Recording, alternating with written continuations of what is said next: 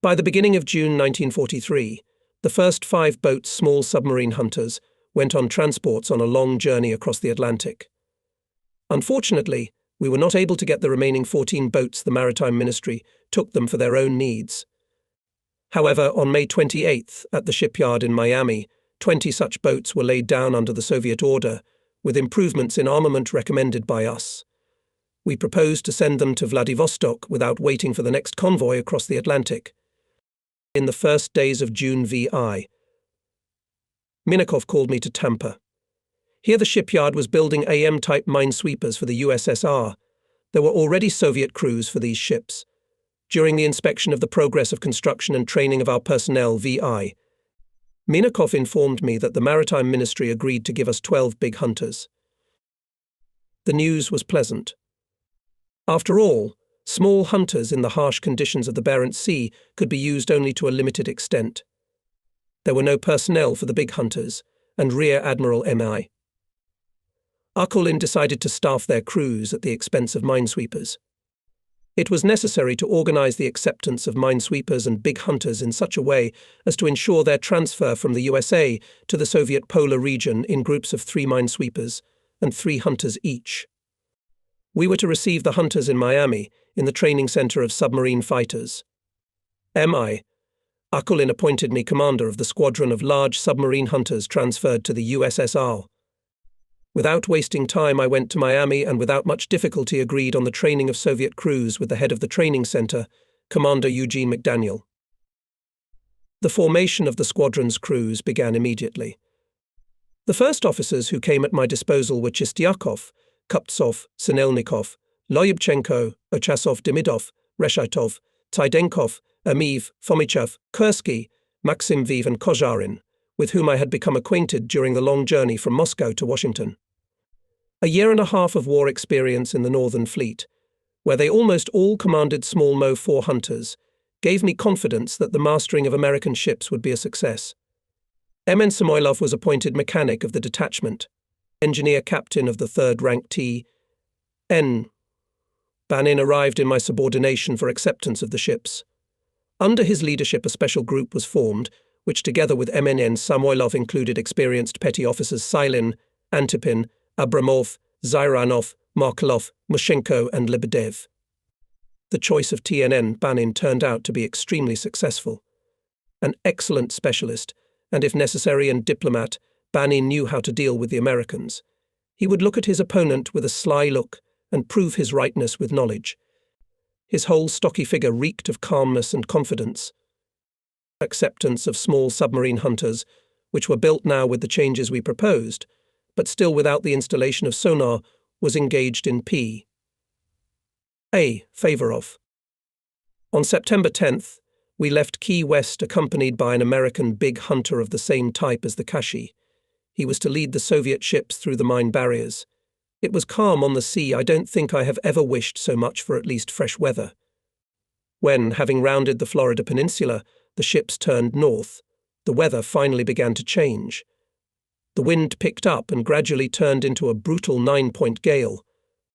The hunter accompanying us transmitted by radio that he could not stay at sea any longer and was leaving for the Charleston base. And Soviet hunters and minesweepers continued the campaign.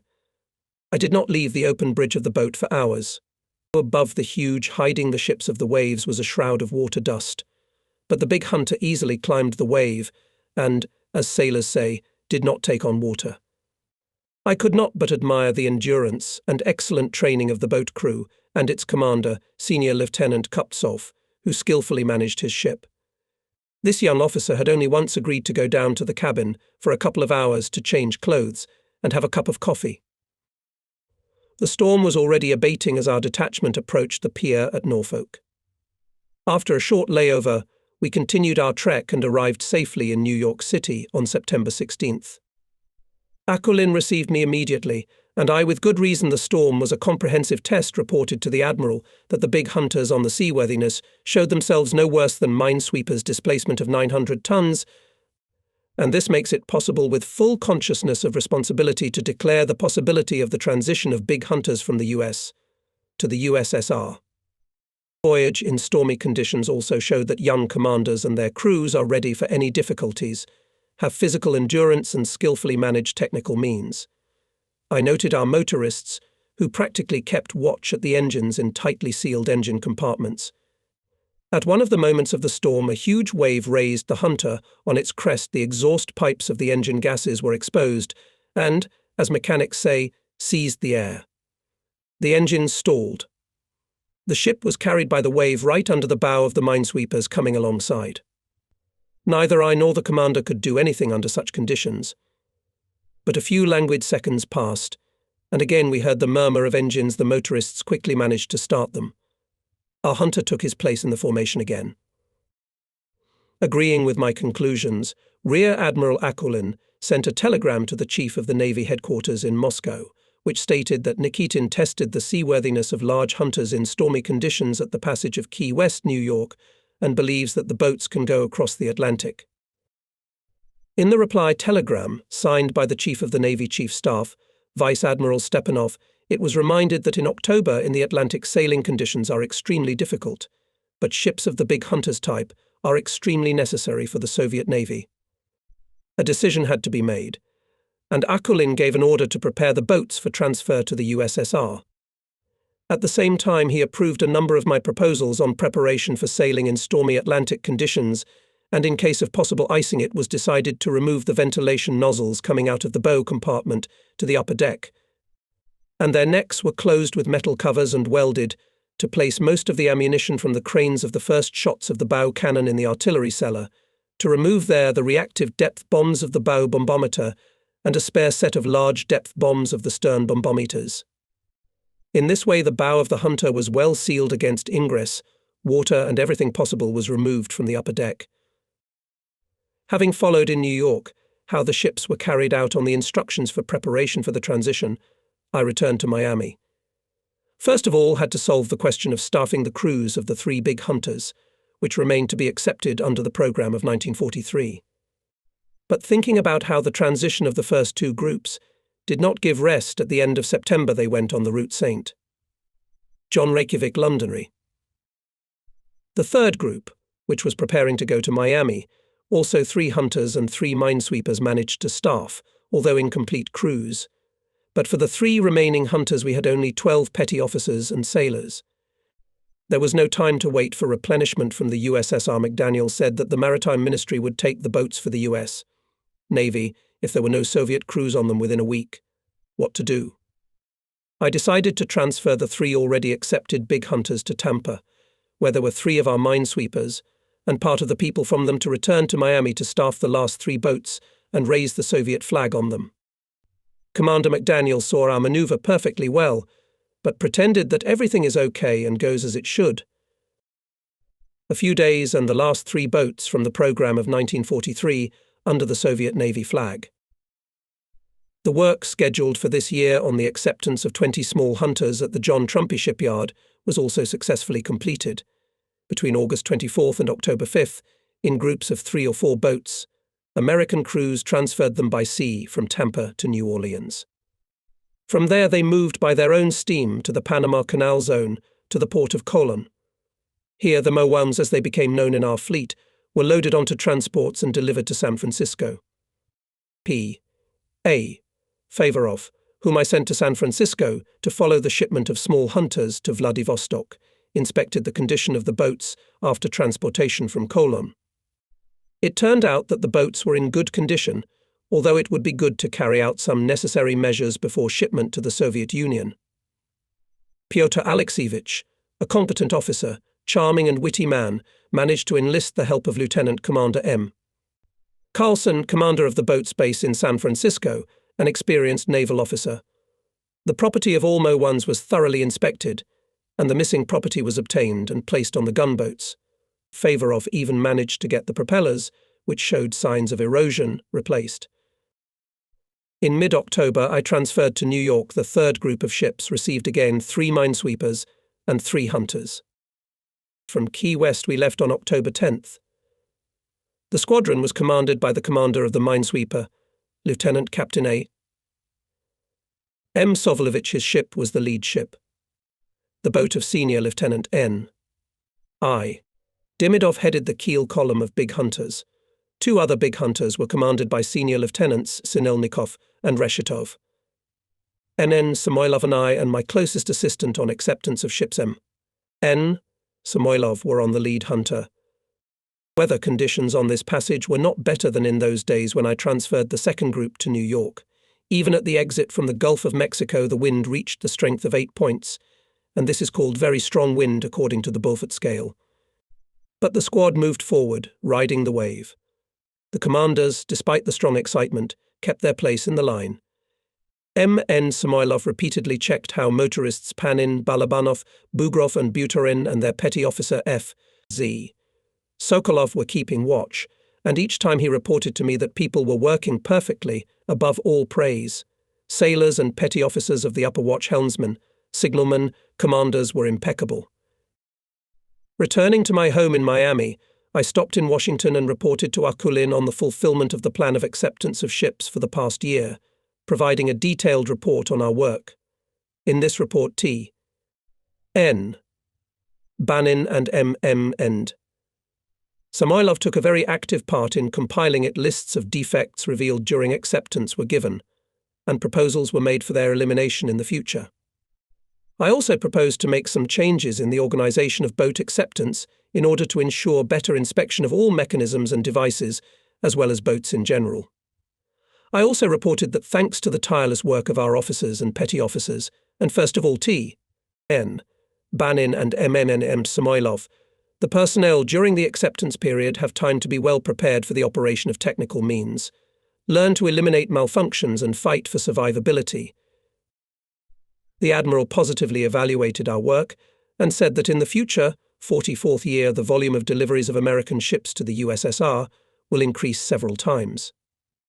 We will receive 34 large hunters. John Trumpy's firm will build for us small hunters at its shipyards in Miami and Comden, Annapolis Yacht Yard and Hershoff in Bristol torpedo boats of the Vosper type. We will also receive torpedo boats of the Higgins type. In mid-November, I took part in the 12-day passage of 6 torpedo boats of the Higgins type from New Orleans to New York. They were transferred by American crews under the command of Lieutenant Dressling, and I wanted to see how the boats would behave in the ocean. At the airfield in New Orleans, I was met by Niy Dolgonenko, the Soviet representative at the local shipyard of the Higgins firm. We immediately went to the shipyard. Along with torpedo boats, small landing boats were built here for the American Navy. All boats, both torpedo boats and landing boats, were assembled from prefabricated elements. The construction of the boats was perfected, one could say to perfection. All units, mechanisms, systems right down to the electrical wiring were assembled on the conveyor belt. Outside the shop gate, the bots were cut into sections. These sections were transported to naval bases in the South Pacific.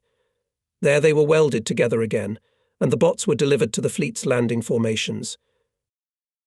Before leaving, torpedo boats from New Orleans was still a few days, and I decided to go to the training center for anti-aircraft gunners in Shell Beach to negotiate the training of artillerymen of our crews.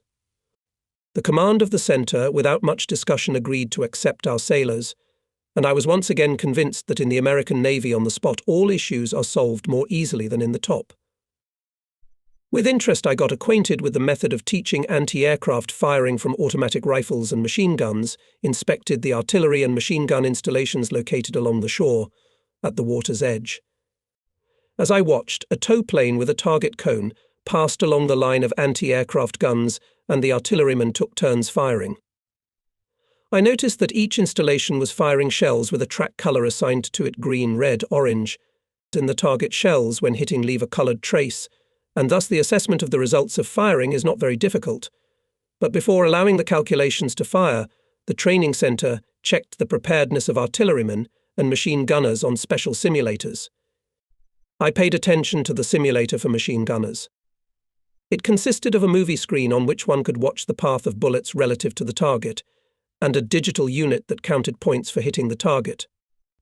Both this and other simulators made extensive use of the principles of slot machines, which were already common in the United States at that time. From Shell Beach, I returned to New Orleans again. Having inspected the boats before crossing, I found considerable erosion of the propellers. But the American officer who received the boats at the factory only shrugged his shoulders. Capt. Nikitin, it is easier and cheaper to replace the propellers from time to time than to find ways to eliminate cavitation. You will do the same.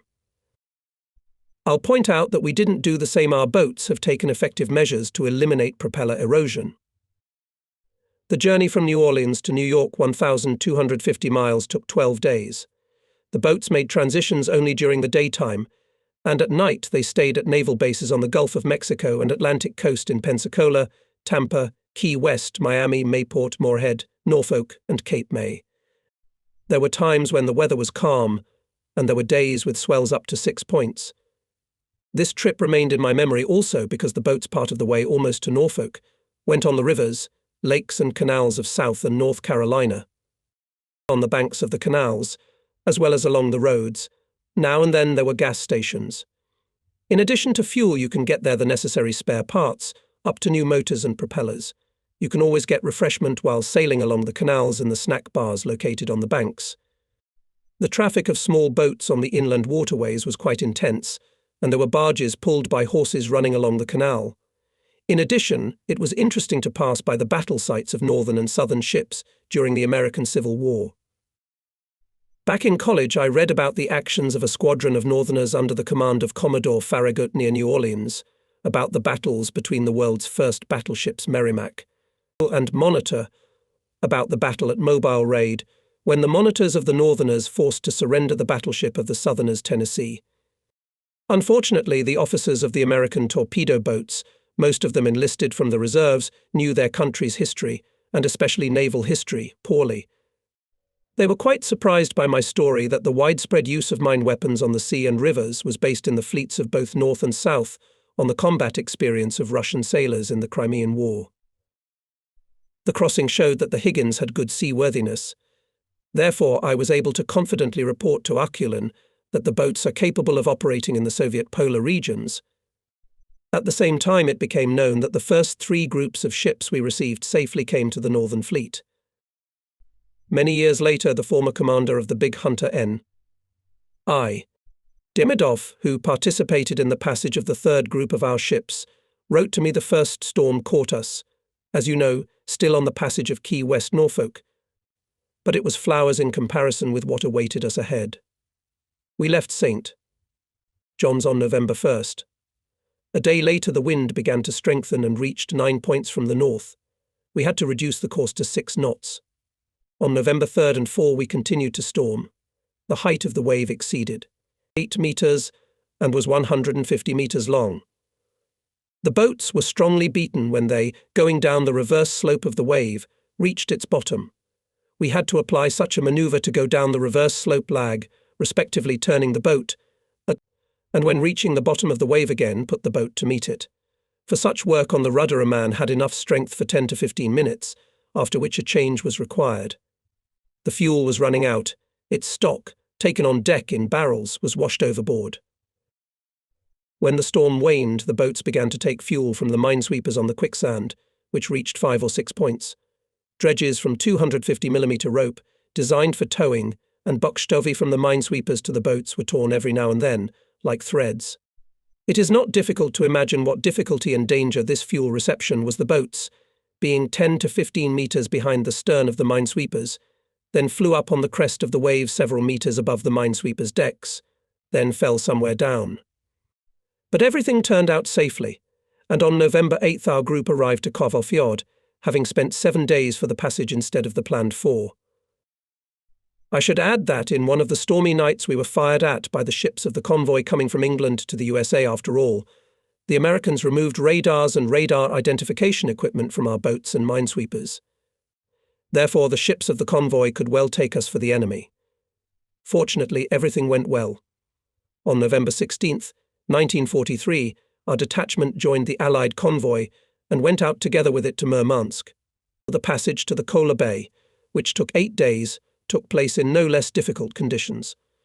As you know, there was no one to replace the boat commanders, and they did not leave their bridges all the way to November 24th. It is impossible to speak about this remarkable passage without feeling proud of our officers, petty officers and sailors, small ships with incomplete crews, displacement of only 126 tons, having overcome winter storms of the Atlantic and Barents Sea, came home and joined the glorious Northern Fleet. The personnel of the boats, their commanders Borodavko, Chistiakov, Tidenkov, Ermiev, Kuptsov, Okasov, Demidov, Lyubchenko, Sinelnikov, Reshetov, Maximov and Kozharin made a real feat, showed courage and military skill. As usual, I returned from Washington to Miami by train. Familiar landscapes of the southern states were passing outside the window, but I did not care about the beauty of nature. I was mentally planning the next days of work. There was a lot to do. It was necessary to organize acceptance of boats in new points, and there were not enough people for that.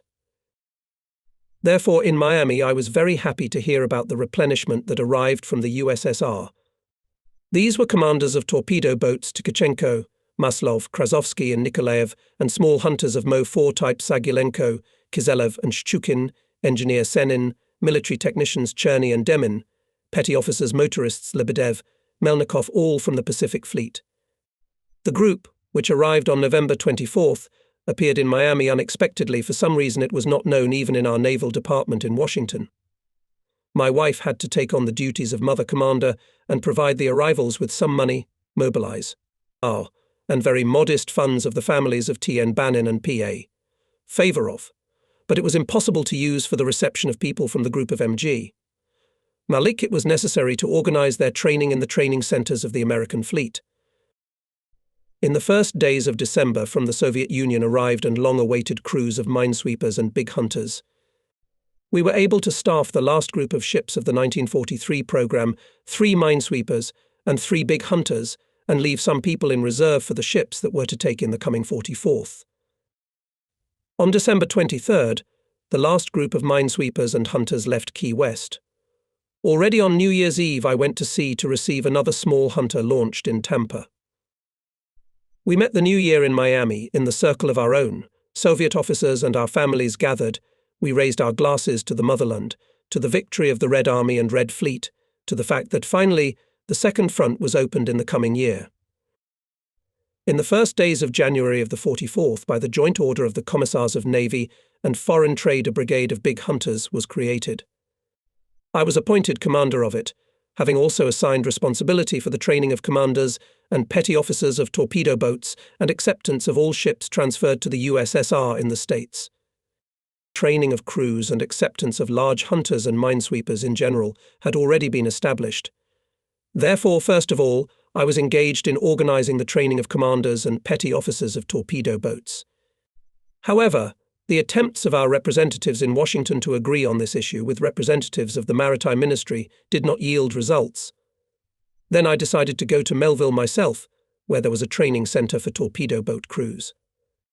I did not want to go by train, and I willingly accepted the offer of the interpreter assigned to me, an officer of the U.S. Navy K. Peterson, to make a trip in his Ford.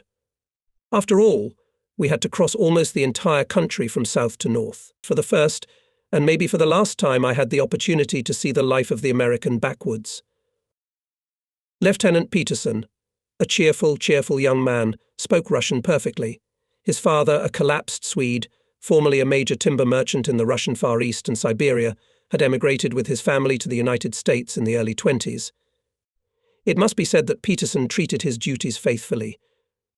I cannot say that about another American liaison officer and interpreter, Lieutenant A., who appeared in our brigade a little later. Under the mask of outward deference, this man concealed his enmity to the Soviet people, to our country. He tried by any means to complicate the solution of cases that fell into his charge, and for the most insignificant reason he referred to the need to request Washington. More than once I had to resort to the help of Commander McDaniel to stop his sabotage, by the ill-concealed dislike with which he was regarded by McDaniel, a gentleman in the full sense of the word, and by other American officers. It was felt that A. was working mainly for another, not the Navy Department. This man even managed to send to the new duty station interpreters Lieutenant Peterson and non-commissioned officer Gagarin, with whom we had good business relations. However, after our protest again with the help of McDaniel, they were returned. We had another Russian interpreter, One day, an American officer came to see me and introduced himself as a reserve lieutenant, Yuri Petrovich Heiksinen. It was noticeable that he was very excited. After an awkward pause, Heiksinen said that he was a former White Guard from the Tsar's Marine Corps. I did not react in any way to this statement, and the lieutenant became completely embarrassed. Finally, Heiksinen said that his past did not allow him to fulfill the duties of an interpreter, no matter how conscientiously he performed them. The Soviet sailors would not trust him. At the same time, he is a Russian, and a patriot loves Russia, and is on the side of its people, and the heroic Russian army with all his heart. I calmed the lieutenant, tried to convince him that now it was not about the past, but about honest joint work. I must say that the experience of further cooperation in bases on the east coast of the States and then in Alaska showed that Heiksinen spoke the truth. He worked very well. In the US, I repeatedly had to meet with representatives of the Russian emigration. Its composition was very heterogeneous. Emigrants from Russia who had settled in the States before the First World War left their homeland in search of a way out of abject poverty. Most of them were peasants from the western regions of Belarusia and Ukraine, and poor Jews from settled areas, to whom America seemed to be the promised land. Joining the army of American laborers, they were subjected to even more brutal exploitation than the workers who emigrated from Western Europe. We often met during our stay in the United States their descendants who served in the Army and Navy, worked in factories, mills and farms. As a rule, these people showed sincere interest in the homeland of their fathers and grandfathers, were proud of our victories over the armies of Nazi Germany, and were always happy to help us in some way. For the most part, the second and third generations of this layer of emigration had already lost their native language, and at best could only explain themselves in a strange mixture of English and Russian-Ukrainian Belarusian. The other layer of emigration were those who found themselves in the States after the Great October Socialist Revolution and the Civil War. White officers and dispossessed landowners, factory owners, merchants and counter-revolutionary party leaders hated the land of Soviets. The wave of emigration also brought to the shores of America those who left their homeland due to various, often accidental circumstances: engineers and scientists, writers, artists and musicians. Well, thousands of Cossacks and soldiers, junior officers, were taken out of Crimea against their will or by deception. The life of white emigrants was different. Former members of the provisional government, landlords and capitalists who managed to take their capitals out of Russia settled down quite well, and Cossacks and soldiers who by fate found themselves in a foreign land became simple laborers and experienced all the charms of the American way of life: discrimination in civil rights and employment, sweatshop system of labor on the assembly lines of automobile factories giants. American firms willingly hired Russian engineers and scientists. However, all scientific discoveries and inventions became the property of the employer, and authorship was not retained. Only a few Russian emigrant engineers were able to make their way to the Olympus of American society to gain fame, to achieve material prosperity. Among them are prominent engineers Seversky and Sikorsky, who managed to create their own design bureaus, to become owners of firms. By the way, they hired mainly natives of Russia and Poland. It is interesting that the press and movies, advertising Seversky and Sikorsky, presented them as purist Americans, without a word mentioning that they successfully started their activities as aircraft designers in Russia. This appealed to the common man, meeting his perception of the United States as the home of all that is new and progressive. Once I accidentally got to a movie about Seversky Americans were proud of the designer of flying fortresses, the most powerful bombers of the Second World War era, and companies spared no money on advertising. From the frames of the picture, successively telling about the life of the father of American aviation, it followed that the hero, who lost his leg in an air battle in World War I, a natural-born American. But here is a photograph of a young man in the uniform of a midshipman of the Russian Navy. On the ribbon of his visor is the inscription, the Tesazavich Alexei Marine Corps. The announcer at the same time says that Seversky graduated from the Naval Academy. Then on the screen appears a photo of Seversky in uniform, a Russian naval officer, against the background of a seaplane M1 designed by Grigorovich. And in the narrator's text, not a word about Seversky's participation in battles with the Germans in the Baltic. A similar myth was created in the US. and the engineer Sikorsky, designer of the world's first heavy bombers Ilya Muromets. During the First World War, they were built at the Baltic plant in Petrograd and made test flights from the Komendantsky airfield. Often Muromets at a low altitude passed over the maritime polygon, and we boys, with our heads up, looked at the huge airplanes of those times. After the attack of Hitler's Germany on the USSR, the Russian emigration to the United States was divided into two camps.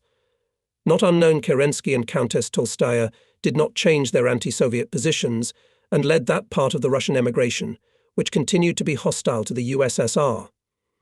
Their press organ, the Black Hundred newspaper Russia, placed rehashes of Goebbels' propaganda, rejoiced at our failures, glossed over the victories of the Red Army. But most of the natives of Russia took a patriotic position, tried to help our country as much as they could. The Society Aid to Russians in the War, which appeared, it seems, in 1941, organized the collection and sending of medicines, food and clothes to the Soviet Union. The Society also advocated for the return of emigrants to the USSR, and in this connection it carried out a lot of explanatory work. Many decided to take this fundamental step and became Soviet citizens even before the end of the war. The Russian-language newspaper Russian Voice actively propagandized the successes of the Red Army, fought against misinformation and slander, which was abundant in the American press. On its pages I have repeatedly read objective, expertly written military reviews. Kernakov, a lieutenant colonel in the Tsarist army, a participant in the Brusilov breakthrough, during the Civil War he became a White Guard, fought against the young Soviet Republic. But from the first day of the Great Patriotic War, the former chief of operations of the division headquarters of General Drostov declared his support for the just cause of the Soviet people. He not only cooperated in the Russian Voice, but also went on lecture tours around the country, calling for immediate aid to Soviet Russia, explaining the necessity of opening a second front in Europe as soon as possible. More than once I had to meet Colonel Kernakov and talk with him. His patriotic position was not the result of emotional impulse, but the fruit of long reflection and reassessment of the past. It is not without reason that Kernakov concluded his lectures with Lenin's words about the invincibility of the people who know what they are fighting for. Colonel Kernakov was not such a rare exception. Many White Guard officers underwent the same evolution. During one of my trips to New York, I attended a meeting of the Aid to Russians in the War Society and drank tea from a 3-bucket samovar with emigrants Puchyatin and Cherkassky. Cherkassky, a former Russian naval officer, was quite surprised when I told him that the textbook on naval practice, which he had written in the pre-revolutionary years, had been reprinted many times. I do not know what happened to these emigrants later, but during the war years they did a lot of useful things for their former homeland. Not everyone, of course, even then accepted the revolutionary changes that took place in Russia after the Great October Revolution. But in the face of a formidable danger to the very existence of the Russian, Ukrainian, Belarusian and other peoples of the Soviet Union, knowing about Hitler's intentions to destroy Slavic culture, to raze its monuments to the ground, emigrants could not but realize that only the victory of the Red Army over the Wehrmacht and its allies can rid the lost homeland from the fascist yoke. Not without reason, the New York branch of Helping Russians in the War, after the defeat of the Nazis at Stalingrad, issued a commemorative sign on the background of the shield bas-reliefs of a Russian soldier in an ancient helmet and a Red Army soldier in a steel helmet, and in the lower part of the commemorative dates 1242 to 1942. So, in the last days of January, Peter Sotz and I left Miami. Ford is rushing along the beautiful highway. We flashed advertisements calling to visit the Everglades, to admire the swamps with caimans, and to look at the real Seminoles.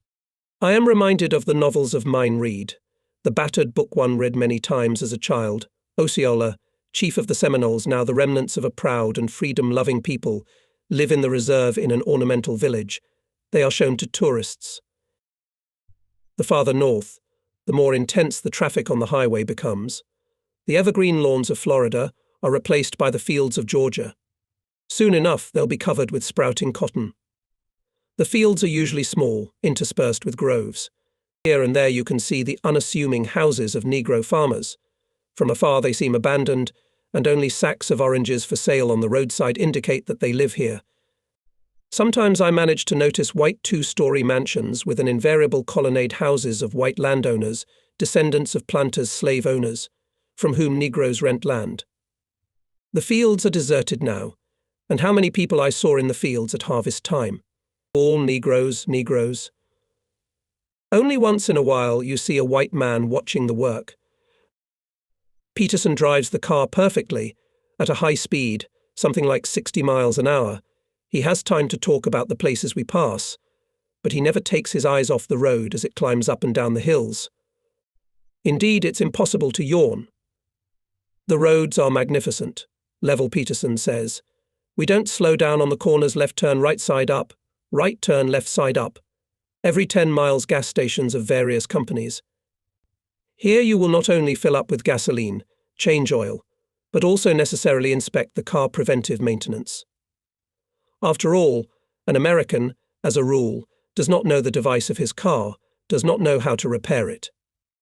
But he sits perfectly behind the wheel, knows all the rules of the road to the finest detail. However, the one who does not possess such skills will not drive for long. I was told that in the year before the war more people died in automobile accidents than the U.S. Armed forces lost in World War I. For a little rest and food we stop in small towns, so well described by I, Ilf and E. Petrov. They all look the same, a central street with 2 or 3 mini skyscrapers, 8 to 10 floors, which house a bank, a department store and the boards of local firms, a car store, boasting the latest models behind mirrored windows. There are also cafeterias, bars and drag stores. And around this centre, quiet streets, tree-lined plots with cottages. On the terraces, or even right outside, their owners sit in rocking chairs. But still, this is not the sleepy provincial world of the era described in One Story America. In the townships there are branches of industrial firms, usually assembly plants. There's money being made everywhere. We grab a quick bite at cafeterias or drag shops. The food is monotonous but good, and the rooms are clean. Sometimes, seeing an unfamiliar uniform on me, the owner of a gas station or drug store asks who I am. The answer is always surprising. Our country is like another planet to a provincial American. But as a rule, he immediately expresses a wish for victory over the Huns. True, I once met an American of German descent who expressed indignation at the bombing of German cities and tried to prove that the USSR had attacked the Vaterland of his ancestors. I had to remind him of the ruins of Stalingrad and Coventry, of the well-known facts of history. It should be said that Americans of German descent make up a significant in number and influence layer in the population of the states. And although most loyally performed their civic duty, Hitler's agency recruited its cadres mainly from Germans. Our Ford has overcome almost halfway. We have crossed Georgia, North and South Carolina. We drive on the roads of Virginia. We've got a lot of impressions. It seems that even here, far away from large industrial centers, Americans do not experience any difficulties associated with the war, which the country has been waging for 3 years. I ask what Peterson thinks about it. The lieutenant thinks I'm wrong. Surprised at my words, of course, there are difficulties and plenty of them. He talks about food cards, restrictions on gasoline and automobile rubber.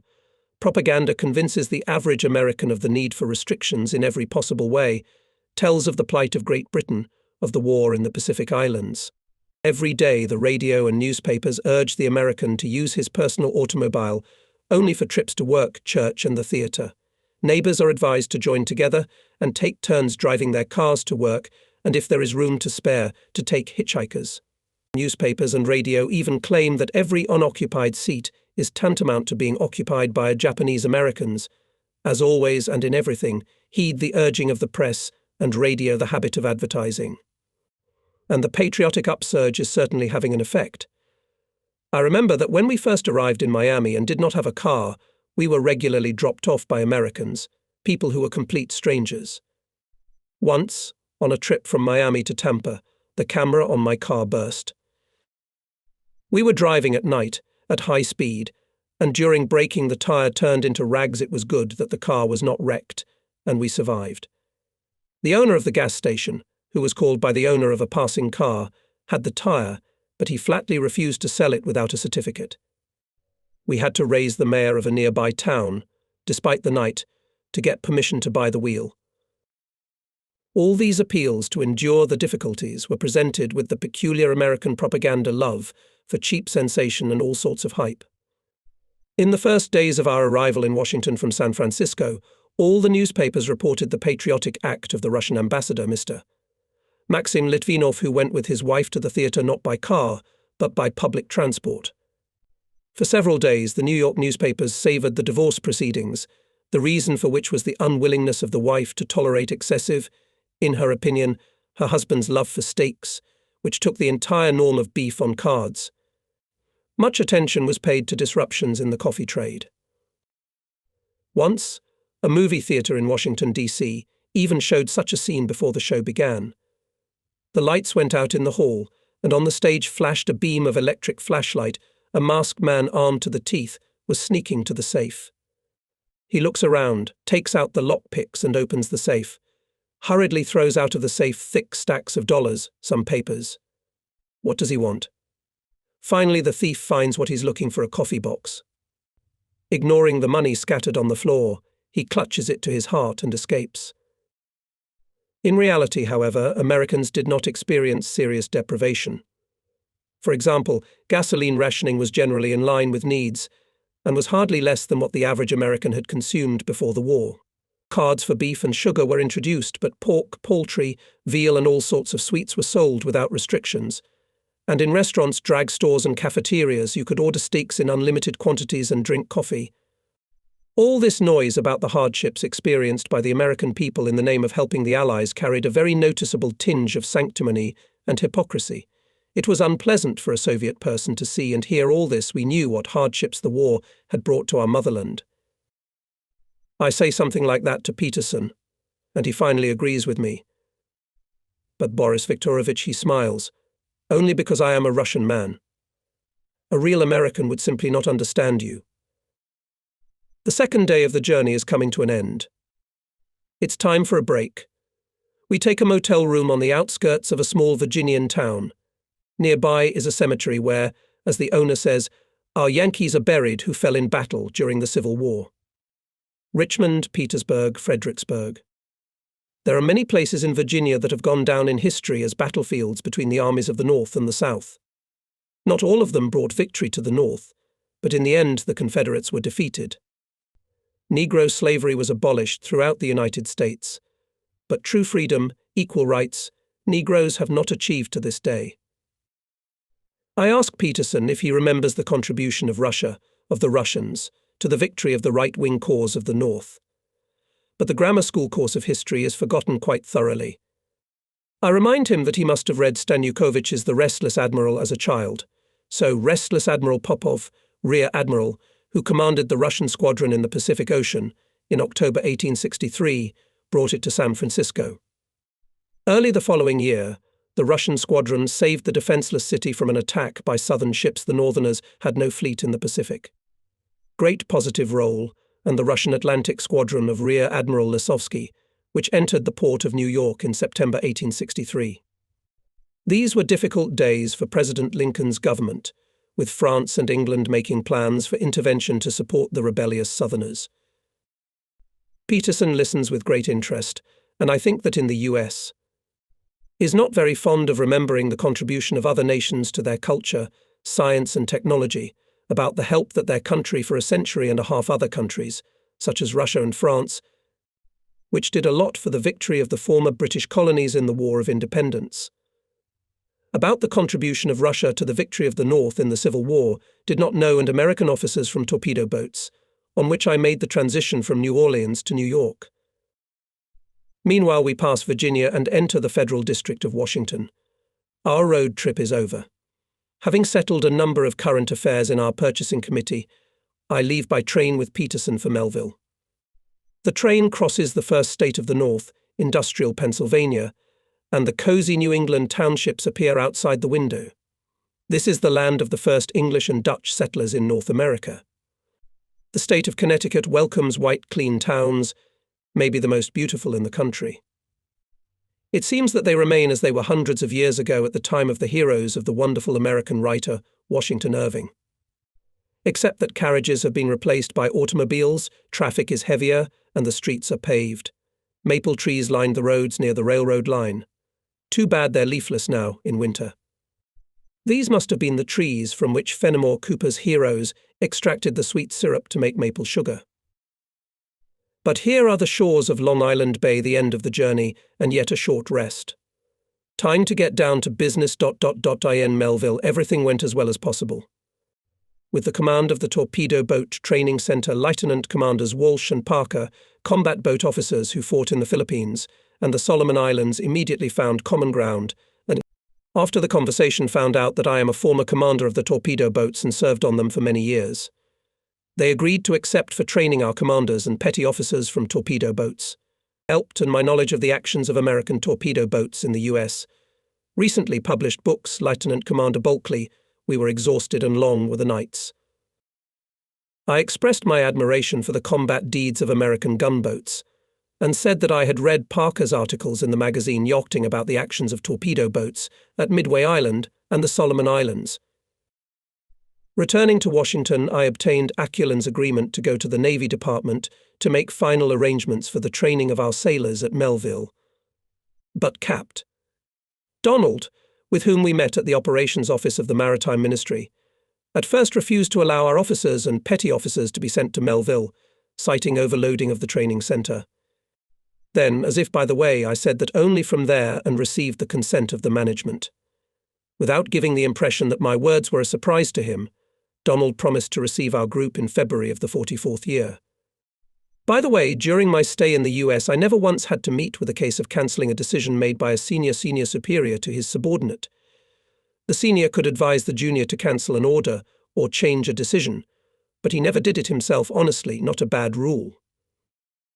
And again, a familiar route, I am returning from Washington to Miami by train. From the train station I stop at home for half an hour to change my clothes. Here, despite the winter, it is warm, about 20 degrees. In the brigade headquarters, immediately plunged into a sea of all sorts of things, listen to reports, give orders to Captain 3rd Rank M.G. Malik to prepare his personnel to leave for Melville in the training center, and so on. As always, P.A. Favourhoff is pleased with the clarity of the report and exhaustive completeness of information during my voyage to Melville and Washington. His group managed to receive 8 more small submarine hunters.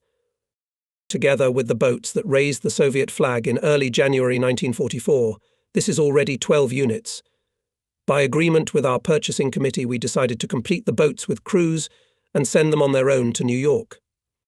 A considerable part of the route, with the consent of the American commanders, the Mo-1 detachment will go by inland waterways, the Intracoastal Channel, which runs parallel to the shoreline of Long Bay from Port Royal near Charleston to Southport. If the weather deteriorates, the boats will immediately take shelter in ports, of which there are plenty along their route. On January 24th, a warm, windless day, the small hunters leave Miami. I decide to devote a day or two to deal with the mountains of papers sent to our headquarters from Washington, the head of the financial department of the Procurement Commission C. It is amazing how this man, hiding behind formally interpreted paragraphs of instructions, does not want to understand the needs of the compound and the peculiarities of American life. He is ready to fight for every cent and at the same time calmly writes off hundreds of dollars if such an expense is provided for in the instructions. Meanwhile, as we all soon realized, in the United States we should look closely at the system of services, the organization of all kinds of rental appliances and even cars. For example, we were allocated money for daily business trips. A taxi company would send a car at the appointed time. But cabs are expensive in the States. For 2 months, cab rides cost the procurement committee more than $500. And it turned out that quite decent Ford can be purchased for $600 to $700.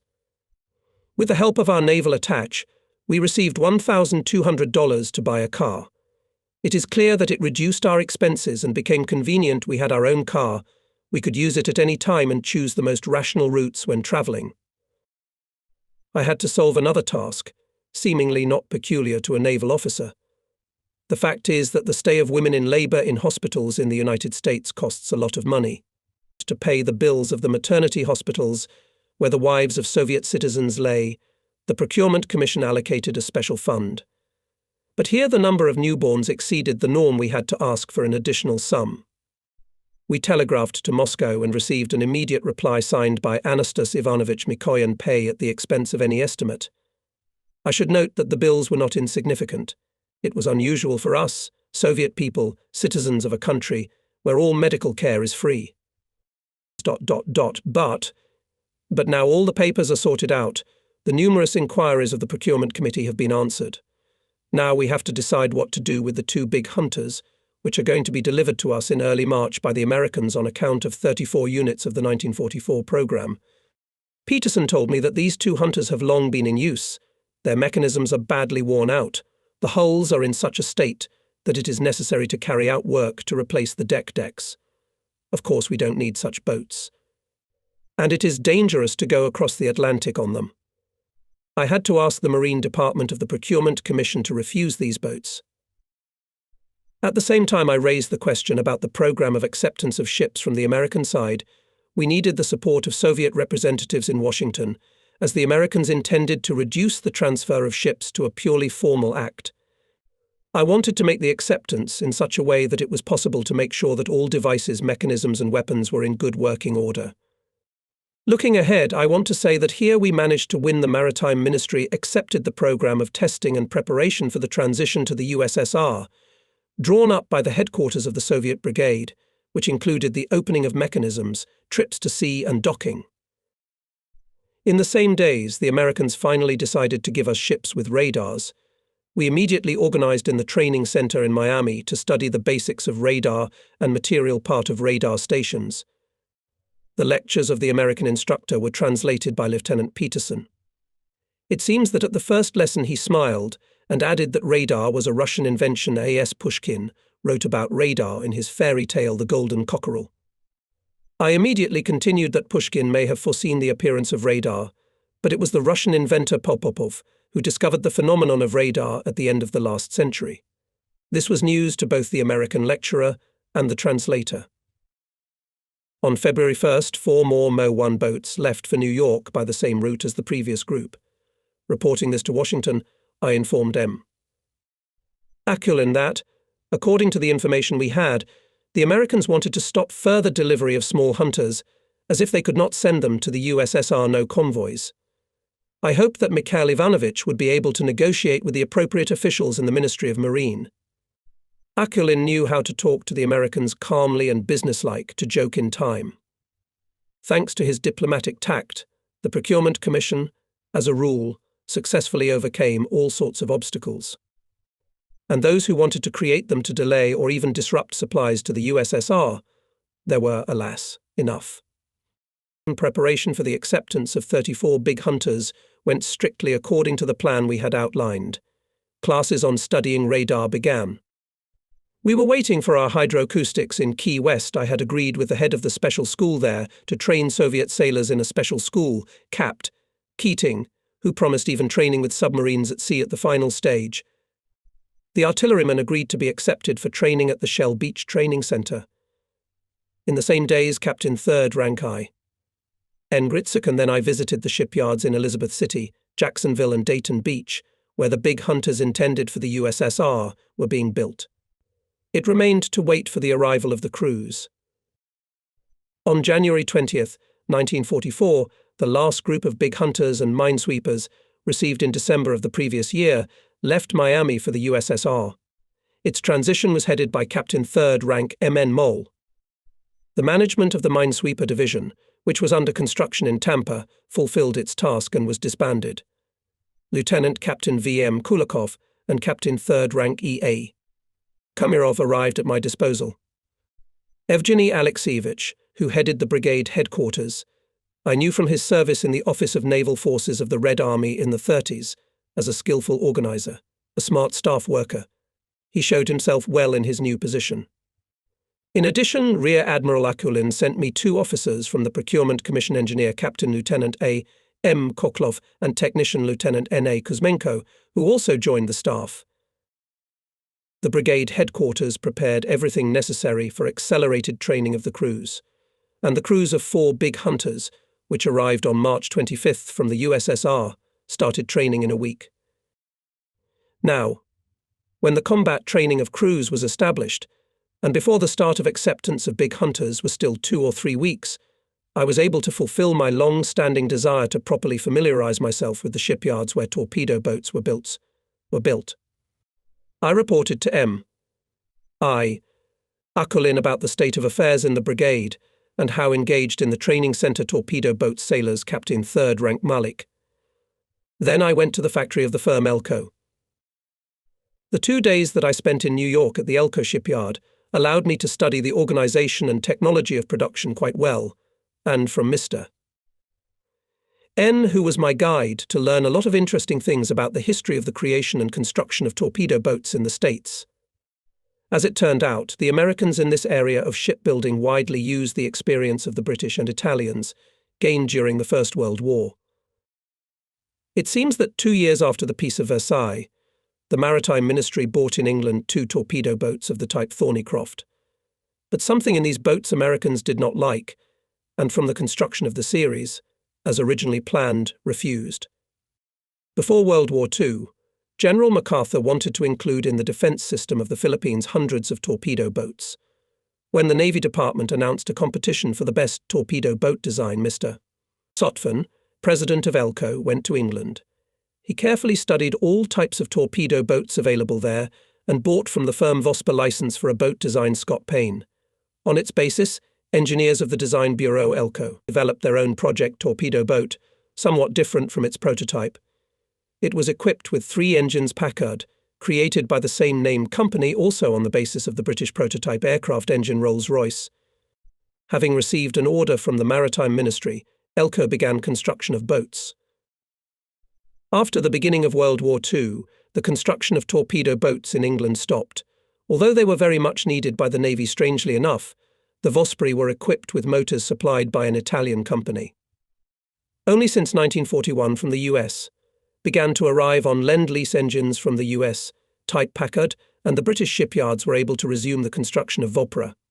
The necessary number of torpedo boats English industry to supply its fleet could not, and the right to build Viparov was gratuitously transferred to US firms in exchange for the obligation to deploy their construction for England.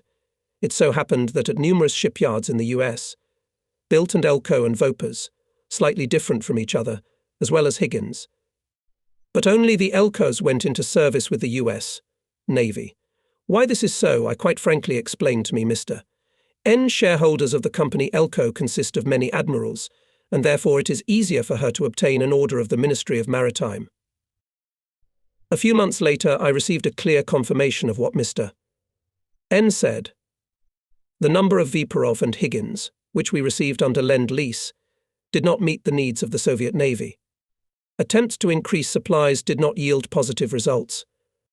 And then it became known that the firm Elco, which had no right to sell the USSR ready-made boats, could bypass this prohibition and supply complete sets of parts of their hulls, mechanisms etc.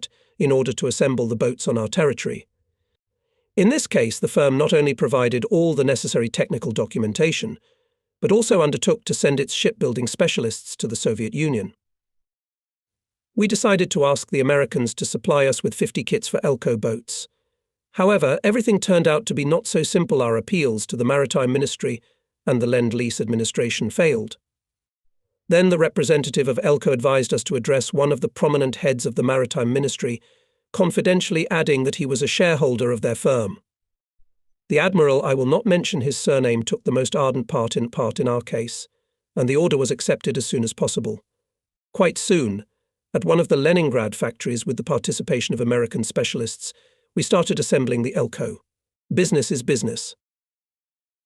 By the way, Lieutenant Commander Walter Rove, a representative of the fleet at the Elco shipyard, told me another characteristic episode from the pre-war practice of the company. In the era of prohibition, the prohibition law that was in force in the United States, the smuggling of alcohol was widespread. Whiskey and other spirits were shipped from Cuba and the Bahamas, among other places. The government decided to take action against prohibition violators, and Mr. Sotvan, president of Elco, received a large order to build fast boats for border and customs protection. At the same time, this distinguished gentleman also provided businessmen smugglers with boats. And thanks to the efforts of the chief designer of Elco Irwin Cheese, the violators of prohibition received boats faster than those built by order of the government, and even equipped with specially designed mufflers for engines and smoke equipment. Again, business is business. We have free enterprise in our country, N explained to me. The results of such free enterprise could be observed on a daily basis. Here, the Soviet embassy in Washington buys at auction a passenger car confiscated from some gangster gang that raided banks. It's a car with the most powerful engine, armored bullet body and bulletproof windows. I ask an American officer I know how it could have ended up with the gangsters. He replies, obviously ordered it. Every free American, if he has dollars, can buy anything he needs. Maybe he's suffering from persecution mania. On April 26, 1944, the first of our intended big hunters arrived at the Miami Training Center from a shipyard in Texas. By this time, the brigade had already formed 16 crews from the arriving personnel. The management of all the big hunter divisions of the brigade had also been staffed. The division commanders Captain 3rd Rank Gritsuk, Captain 3rd Rank Nikolaev and Captain 3rd Rank Igorov were joined by deputies Sofronov, Sladko and Mikhailov, doctors Kavasov, Chakiriak and Kondipko and other specialists. The brig already had over 600 officers, petty officers and Red Fleet men. No sooner had the crew put the first hunter in order and begin testing than 4 more boats came to Miami. There was no doubt that in the terms agreed with us will arrive for acceptance and the remaining 27. I and our other officers were convinced of this, having visited many plants on the East Coast and the Gulf of Mexico. The scale of the deployed in the U.S. fleet construction was impressive. Thus, only to the construction of large hunters type SC-110 were involved more than 40 shipyards, which received orders for 800 boats. These shipyards before the war produced mainly peaceful products, pleasure boats, yachts. These small enterprises were able to develop serial production thanks to the system of cooperation of deliveries, unification of equipment, and so-called common things, maximum standardization. As a result, the work at the shipyards was reduced to the processes of assembling hulls from finished parts and installation of equipment and armament. I'd also like to point out that the work was strictly on schedule. Once, at John Trumpy's shipyard, there were 3 days left to load the engines on the boats on the slipway, and they had not yet arrived at the shipyard. I expressed concern about this, but Trumpy's son told me not to worry, the delivery deadline was tomorrow, and the engines would arrive no sooner or later. And he explained that the supplying company was on schedule with the transportation company. Indeed, the engines arrived on time. In early May 1944, we warmly bid farewell to Commander McDaniel. Capt. Harrison took command of the Submarine Fighter Training Center in Miami. He was an officer with combat experience, calm and benevolent. The experience of further cooperation confirmed the first favorable impression. During the month of May, the Soviet naval flag was hoisted by 6 big hunters.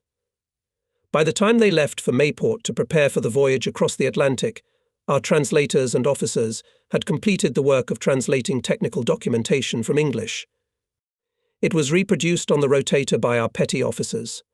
Thus, all boats received descriptions of mechanisms and technical means and operational and combat instructions developed by the brigade headquarters. It was a big and very hard work. It was done by mechanical engineers M.N. Samoilov, N.M. Fomenko and V.N. Agafonov, Senior Lieutenant M.S. Sagilenko, and Major K. Sergeev.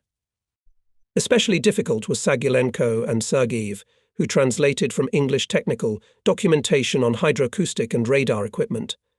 After all, in those years, these technical means were the latest achievements of radio electronics.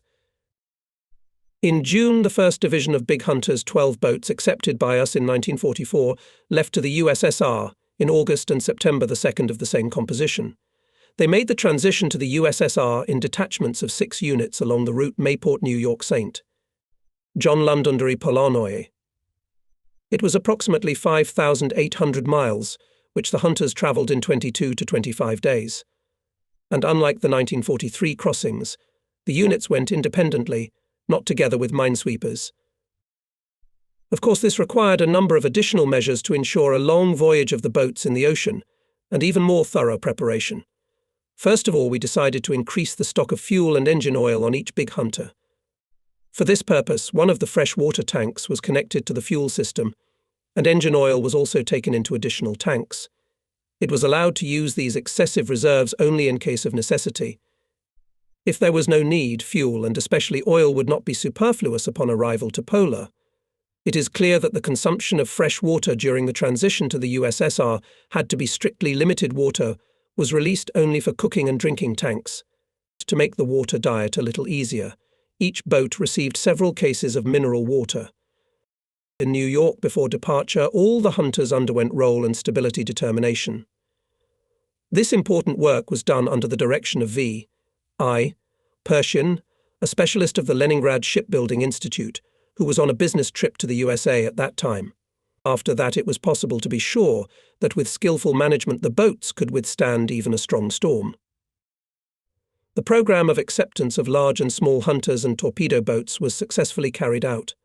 The personnel of the brigade was also replenished in June. 280 more sailors, petty officers and officers arrived from the USSR. Since May, I worked under the leadership of Rear Admiral A. Yakimov, who replaced M.I. Akulin, who returned to the USSR. On October 17th, A.A. Yakimov and I paid a visit to the commander of the Eastern Naval District, Vice Admiral Anderson, and thanked him for his assistance in the successful completion of ship deliveries for the Soviet Navy. Yakimov arranged a reciprocal reception, at which the Americans were presented with memorable gifts.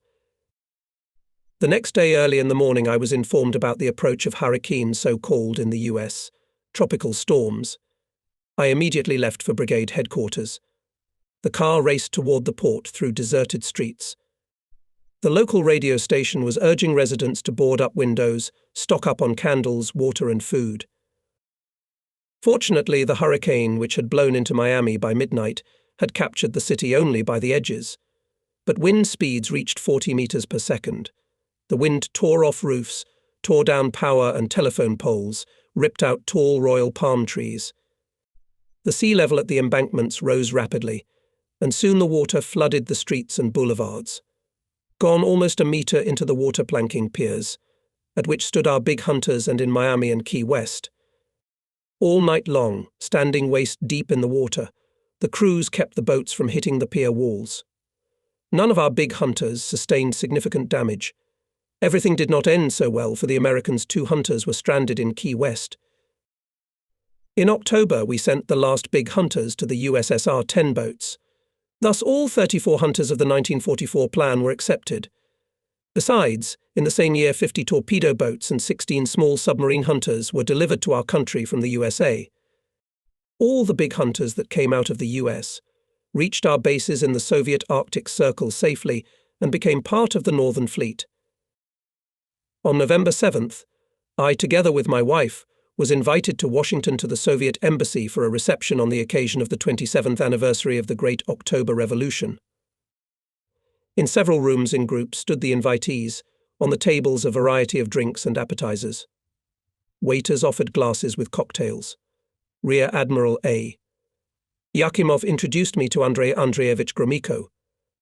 The ambassador greeted me warmly and suggested that we go to one of the rooms to talk quietly. After we sat down in comfortable armchairs, the ambassador inquired about the progress of our work. A. Yakimov and I told Andrei Andreevich about the close completion of the program of acceptance of ships in 1944, about the organization of the transition of the units to the USSR, about the relationship with the Americans and our use of the network of training centers for the training of crews. I expressed confidence that the remaining boats, despite the winter storms and polar night, has successfully overcome the Atlantic and the Barents Sea, will come to the bases of the Soviet polar region, as well as the units that left earlier. It was not easier for the hunters in the 44th year to cross the Atlantic than in the 43rd. Here is how V. Drugov, a North Sea officer, in 1944 commander of the lead boat in the detachment of the 1st Division, which left New York on July 17th. Our detachment of 6 hunters under the command of Lieutenant Commander Konstantinov left St. John's on July 27, 1944, in fairly fresh weather. The forecast did not bode well. 2 days later, the wind speed had already reached 29 meters per second. That's a hurricane. A radiogram came from St. John advising us to return. However, the squadron commander, having questioned the opinion of the boat commanders by radio, decided to continue the movement. Because of the storm, the boats were travelling at a speed of 3 or 4 knots. The commanders tried to put the boats so that they would not be overturned by the huge waves. I remember well how in the huge raging ocean our small ships were thrown like splinters. They were buried in the waves up to the deckhouse, and the water was walking on the deck, sweeping away everything that was not firmly fixed. On my boat broke the mast of the radar antenna, ripped off their mountings 20mm machine gun gun. The sailors still managed to fix it, not to give it to the ocean. The broken mast of the radar antenna was also fixed with incredible difficulties. The personnel had to fight with water coming through the deckhouse doors and open bridge hatches. At last the storm began to subside, and for the first time during the whole time of the passage we had an opportunity to determine by the sun. It was off the coast of Ireland, after the boats had been sailing for 9 days. The unseaworthiness amounted to 2.5 miles. At Londonderry our detachment was given a literally triumphant welcome. When we entered the port, on all British, Canadian and American ships in this base, on the upper deck were lined crews. In this way the Allies expressed their respect and admiration for the Soviet sailors who had made the difficult crossing of the ocean. In the evening, at a reception given in our honour, the English Admiral, commander of the Londonderry Naval Base, expressed his admiration for the high naval qualities and courage of the Soviet sailors. From Ireland we moved to Lockhew Base in Scotland and, after waiting for the approach of the detachment of Captain 3rd Rank I. N. Gritsuk, went out with the next convoy to the Soviet Union. On August 25, 1944, our 1st Division, consisting of 12 big hunters, arrived in Polyonoye. The boats of the other 2 divisions also met with no less difficulties during the transition to the polar region. It is impossible to list the names of all courageous Soviet sailors who overcame the Atlantic and the Barents Sea on small ships. I will name only the officers who commanded 6 detachments of hunters on crossings from the USA to the USSR. They were skillful, strong-willed commanders: Lieutenant Commander Konstantinov, Captain 3rd Rank Gritsuk, Senior Lieutenant Riss, Captain 3rd Rank Nikolaev, Senior Lieutenant Shokhnin and Captain 3rd Rank Igorov. All of them later took part in the battles for the liberation of Pechinga and northern Norway, the defeat of the Nazis in the polar region on the northernmost flank of the front of the Great Patriotic War. The year 1945 was approaching. Our armed forces were striking more and more powerful blows to Hitler's war machine, beating the enemy far beyond the borders of the motherland, liberating the peoples of Europe. But the power of Nazi Germany was still great. Imperialist Japan was so strong that, as it became known after the war, the American military command planned to land on its territory only in 1946. We realized that the enemy would fight to the end, that there would be fierce battles ahead. What would we here in the States do in the new year? We knew that we were to receive in New York for the first 5 months of the year 12 minesweepers of the UMAS type. It also became known that a large number of ships, including frigates, were expected to be transferred to the USSR on the western Pacific coast, as if in Seattle or Alaska. The experience gained by Soviet officers and petty officers in training during 2 years of hard work in receiving ships in the United States gave confidence that we would fulfill this task of the Soviet government successfully. The Soviet government highly appreciated our 2-year work in the USA. The officers and petty officers instructors who were part of the acceptance group and the crews of the ships were awarded orders and medals. On June 11th, I presented myself as commander of the Soviet naval unit to Rear Admiral Monroe, commander of the Gulf of Mexico Naval District, and Commander McDaniel, chief of the Submarine Fighter Training Center. The admiral and his staff promptly resolved all issues of life and training of Soviet sailors. Already on June 14th, our crews began training at the training center on the program agreed with me. 2 days earlier, P.A. Favorov left for Norfolk to participate in the passage from there to Miami of the first big hunter intended for transfer to the USSR. The training of our personnel at the training center in Miami was going well. By the time we arrived in Florida, This center already had extensive experience in training anti-submarine specialists. It had been established as early as March 1942. Since its organization, it was headed by Eugene McDaniel, who was well respected in the U.S. Navy as an excellent anti-submarine officer. The training process at the center was exceptionally intensive. According to the historian of the American Navy, S.E. Morrison, McDaniel had outstanding organizational and pedagogical abilities. With the help of several professional educators, he developed a program and methods of training specialists designed for intensive lectures and practical training. McDaniel selected instructors from officers who had personally participated in the fight against German submarines. The training period in the center, already trained in special schools crews, took only 7 days. Each week, 250 newcomers arrived, beginning the program on Monday. On Sunday, after passing their exams, they would leave on their ships for their home stations. This system of training allowed the center in Miami, by 1944, to prepare personnel to staff 1,088 ships. I must say that even after the end of training at the center, the former pets of McDaniel continued to keep in touch with him, asking for advice on anti-submarine warfare. Later, I had the opportunity to get acquainted with other training centers of the U.S. Navy. They trained officers and enlisted men in all ship specialties and provided the fleet with qualified replenishment. All centers were designed for a short period of training, as they actually conducted retraining officers and enlisted men, studied new technical means and weapons, mastered their combat use. The large submarine hunters we were to receive were designed and built by the Electric Boat Company. In World War I, this firm had built 550 small and 444 large submarine hunters for England in just a year and a half. With the outbreak of World War II, Elco resumed their construction on an improved design. The U.S. Navy Department, which needed such boats both for its fleet and for supplies to the British, attracted dozens of other large and small shipyards to build them. Thus, the SC-110 type big hunters were put into mass production.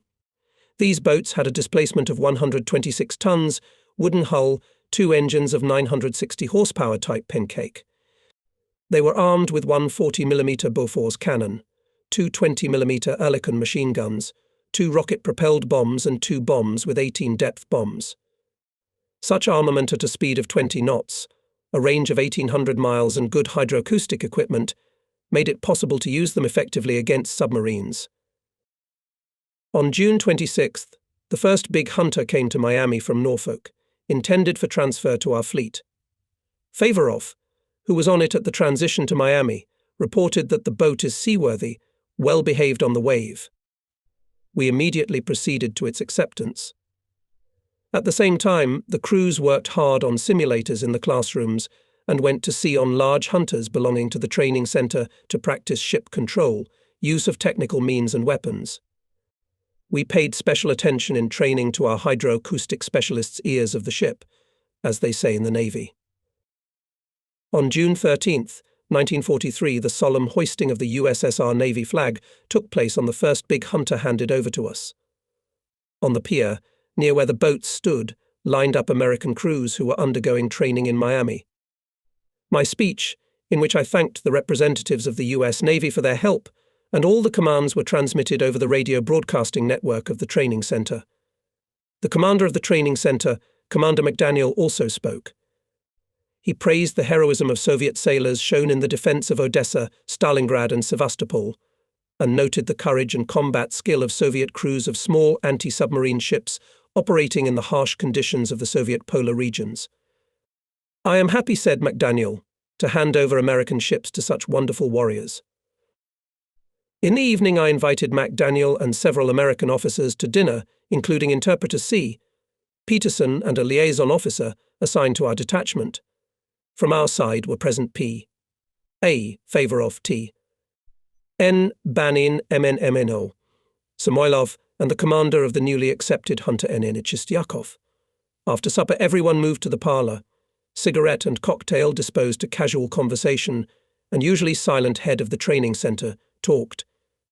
I remember that he bitterly recounted how, in the first days after the entry of the United States into the war with Germany, when the U.S. Navy still did not have enough means to fight Hitler's submarines, They sank with impunity transports on the fairway going from Key West to Miami in front of the residents of the city and vacationers on the famous Miami beach. Somehow the Americans managed to sink Hitler's boat at shallow depths and raise it. In the dead, Hitler's officers found used tickets to Miami movie theaters and menu cards of local restaurants. The Germans visited them, landing on the Florida shore from their pirate ships. The commander cited a prime example of American carelessness. One of the American journalists in full uniform, Hitler's naval officer, all day wandered around the largest base of the U.S.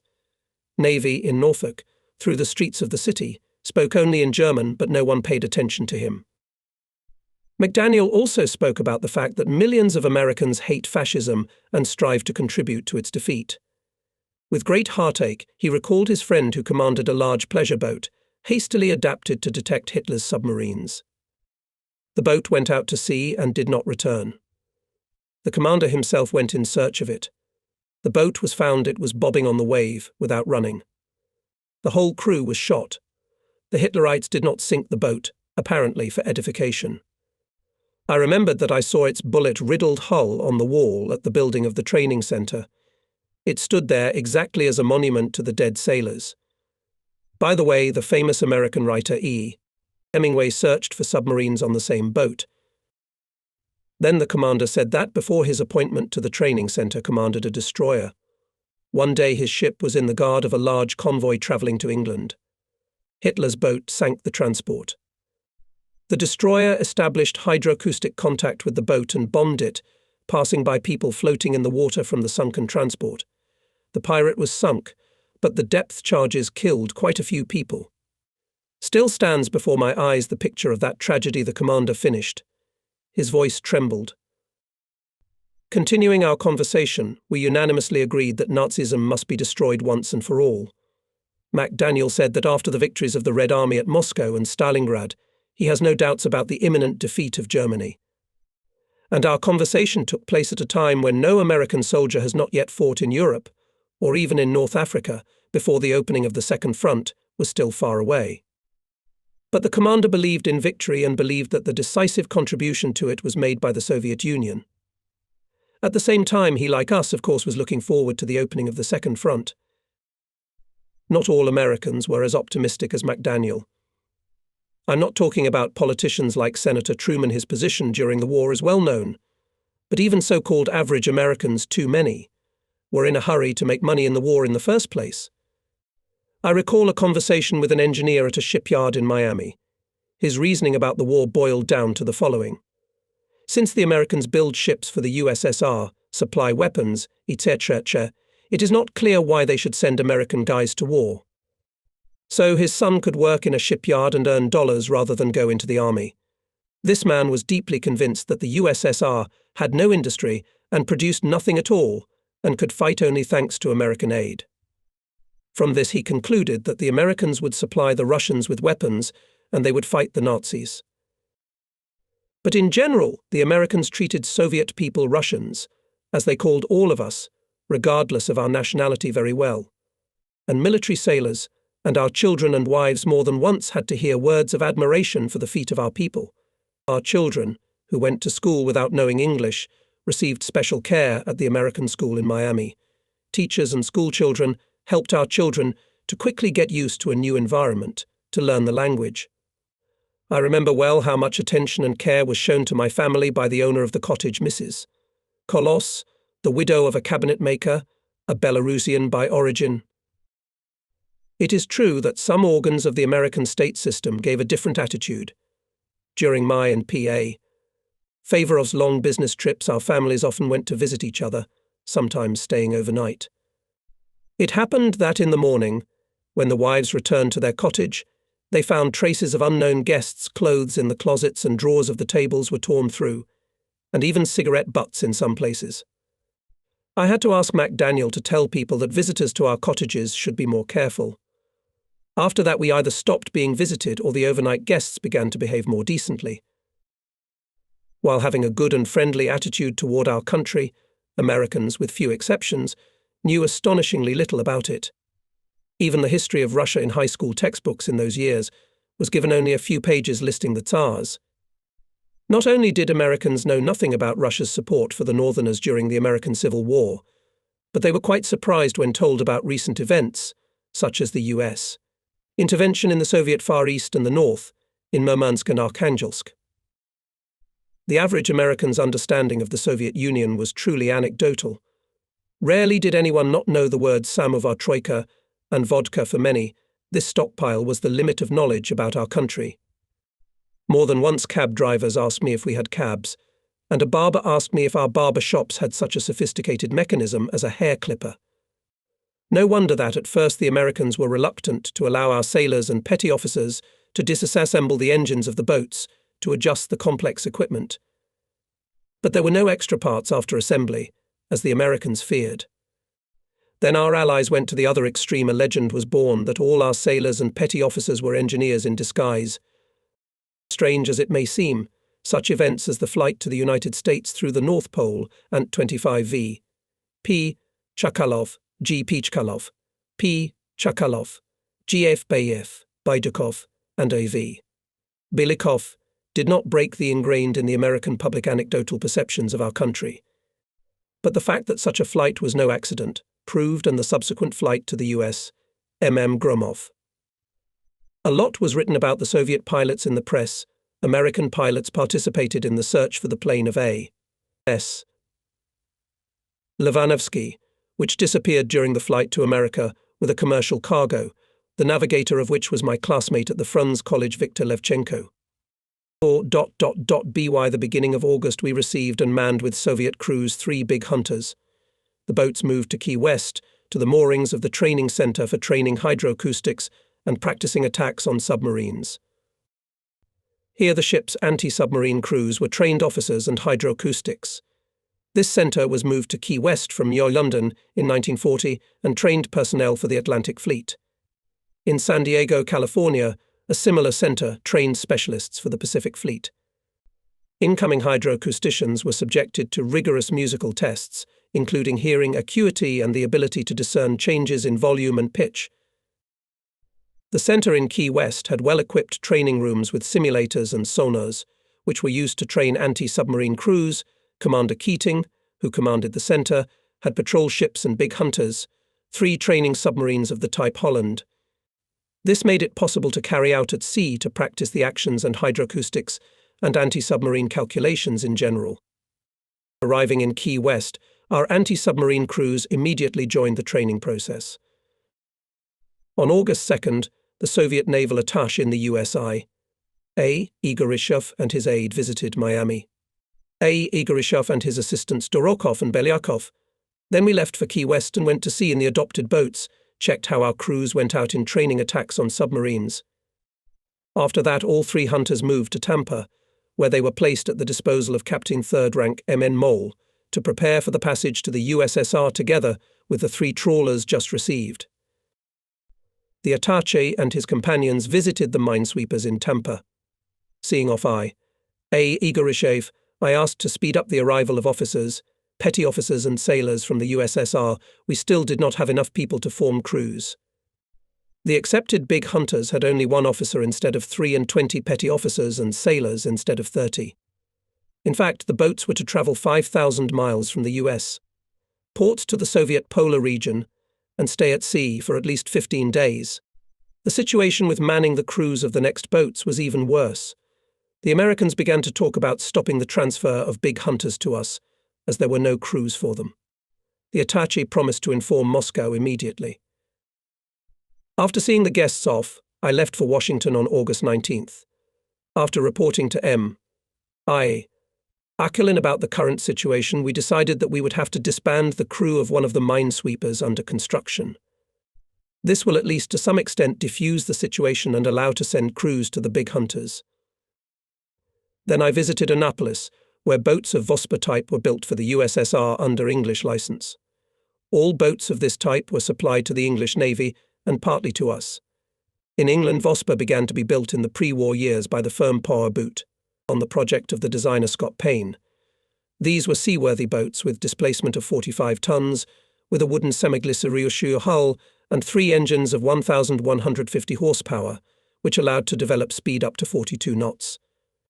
They were armed with two 533mm torpedo tubes, one 20mm machine gun, and two twin mounts of large-caliber machine guns. On the Vopra, as well as on the boats adopted by the US Navy, had radar stations radars, as the Americans and British called them. However, radars were removed from torpedo boats and big hunters transferred to the USSR. It was more than difficult to understand such actions of the Allies. After all, at that time radar stations were already available in Hitler's fleet. Only since 1944, the Americans began to supply us with boats with radar stations. Back in Miami, I escorted the first group of ships to New York, 3 minesweepers and 3 big hunters. Division Commander MMN Paul commanded the passage. Further on the passage from New York to the Soviet polar region, the detachment was commanded by N.S. Dibelov. In the first days of September, the second group of the same composition was planned to go to New York. I was not going to participate in it. But on September 6th in Miami came a telephonogram from M.I. Arkolin, which ordered me to leave urgently to Key West and take part in the transition to New York of the second group of ships. Arriving in Key West and talking on the phone with Washington, I realized the reason for my summons to Key West.